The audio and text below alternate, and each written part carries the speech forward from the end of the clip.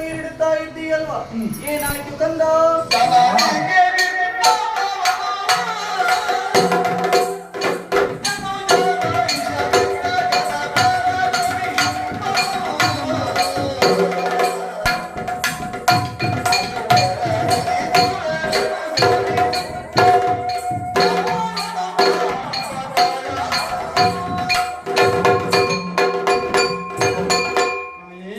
ಶೋನಿತಾಪುರದವರಂತೆ ಸಿಂಹರಂತೆ ನಮ್ಮದಾದಂತಹ ನಾಗಲೋಕಕ್ಕೆ ದಾಳಿಯನ್ನು ಇಟ್ಟು ನಮ್ಮನ್ನೆಲ್ಲ ಹೊಡೆದೊಡಿಸಿದ್ದಾರೆ ತಾಯಿ.